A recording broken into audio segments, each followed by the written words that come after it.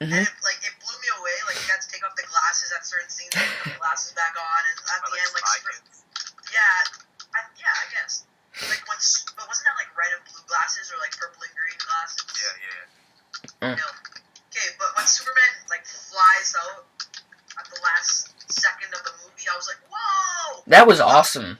For a second, I thought... Oh, another thing, this movie looks beautiful. Like, gorgeous cinematography. Yeah.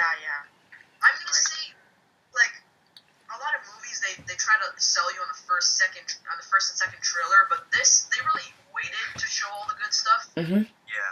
This one, because this is one that plays in front of Iron Man and stuff like that.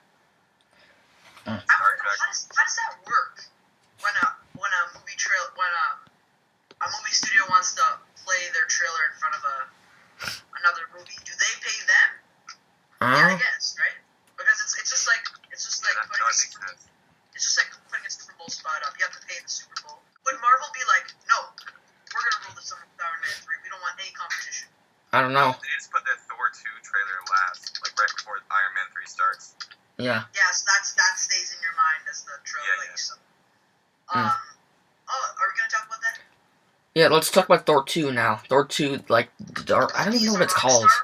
Loki's a rock star. It's the Dark World. The Dark World. I don't really care about this movie, but the trailer was okay. I care about it because anything that makes the Marvel Cinematic Universe bigger is what I'm excited for, because they're making it like...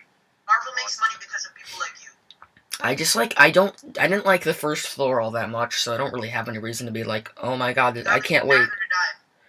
I thought it was boring.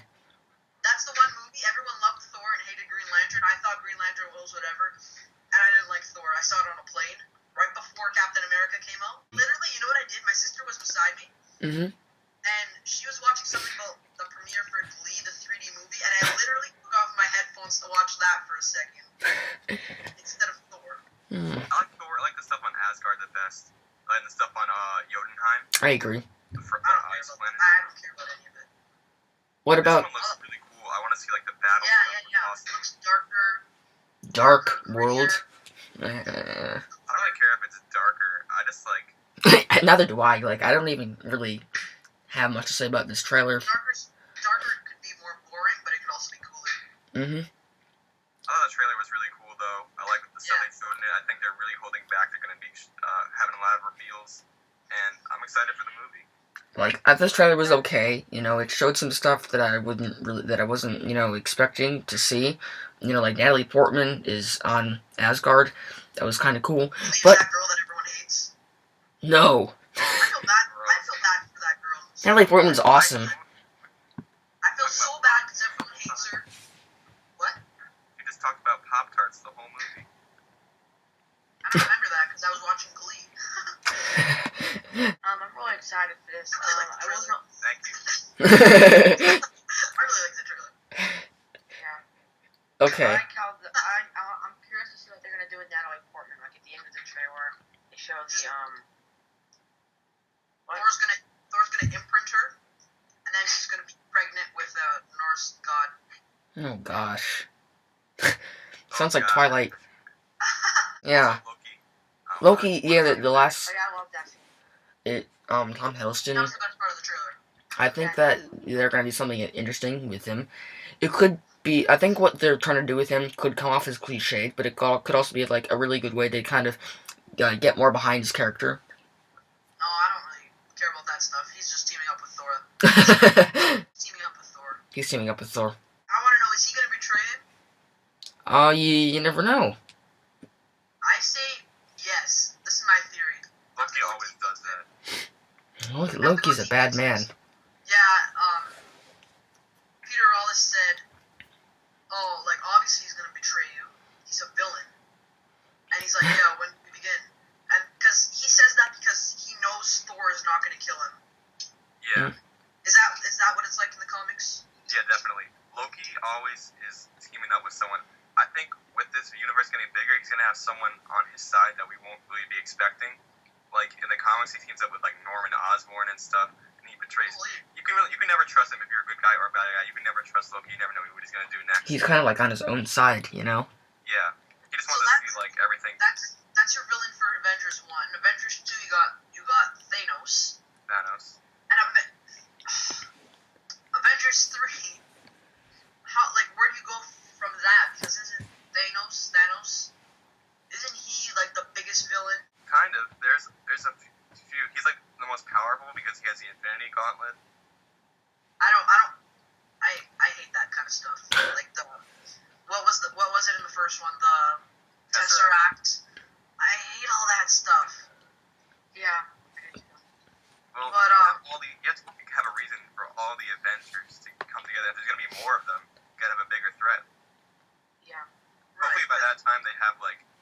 Doctor Doom and Magneto. All my favorite villains. MPS officially is changing to Marvel Picture Squad. Okay. Only Marvel every week. Every week? All Marvel all the time. Yeah, Robert Downey Jr. got paid $50 million for the Avengers, and everyone else got $6 million or something like that. Jesus. Is that true? Yeah, it's true. Minimum $50 million. I think it was part of his method acting to become Tony Stark. He has to have a lot Exactly. more than everyone Yeah. else. What do you guys think of the Bling Ring trailer? I wasn't impressed. I think that rings are really nice, especially because Mandarin has a bunch of them in Iron Man 3. Speaking of Iron Man 3, let's talk about Marvel. Wait, what? Going back to Marvel. Good transition, Mark. I'm so confused. Wait, like, I said, like, how's the Bling Ring? And then Robbie's like, I wasn't impressed. And Marcus says, like, Marvel! Marvel time. Me and Eric did 2 podcasts that were banned from the internet. No, they just never were uploaded. Oh, And it didn't even have a title. Oh. It was just podcast. Blah. we just talk about stuff. Which, if you just call it podcast, you get more views because nobody's going to search Motion Picture Squad. They're going to search podcast. Well, I think they type, like, movies podcast, because no one's gonna be like, I want to listen to a podcast. You don't type No, in science. Motion Picture Squad. Yeah. But, transitioning back to, Emma Watson is, she's a bad girl. like Spring Breakers. Well, Spring Breakers was actually, I think this is gonna be completely different from Spring Breakers. That's what I was Yeah. confused about. Spring Breakers is, like, a really hypnotic movie. It's very weird. Is she supposed to be like a business? It just, By the way, at the end when she's giving her whole speech monologue thing, was that supposed to be funny? I couldn't tell. Like, I don't think this movie looks all that good. Like, I was really looking forward to it before because I like Emma Watson and I like Sofia Coppola, the writer and I director. couldn't tell if that was a bad accent or that was trying to be funny. Yeah, it's like Mean Girls. I don't know. With heists. Yeah. I think just the characters look really unlikable. You know what it's like? It's like so undercover that Miley Cyrus direct-to-DVD movie. Oh, jeez. Nobody Not knows even- what that is, Mark. Not even direct-to-DVD. It was like Netflix or something. Oh, God, it's even worse. I didn't even watch it. Hmm. I just saw the trailer somehow. Mark owns the Blu-ray. It's right beside me. Because it's collector's edition. Collector's edition, Like $50. Hannah I actually do have Hannah Montana DVDs, but they're not mine. So you don't have them. Your sister does. Yeah, but they're in my house. Okay. I think this movie looks okay, but I don't really... Like, I'm really looking forward to it because, once again, I like the director and writer and Emma Watson, and Leslie Mann's in it too, but this trailer kind of decreased my hopes. She was in 17 again, and what else? This is 40. I always like Leslie Mann, but I don't like the movies that she's in. I like her voice. Knocked Up. Is she in Rio? I don't know. Yeah, she was. What about Actually, Robbie? yeah. Robbie hasn't spoken much. She was the girl with the glasses.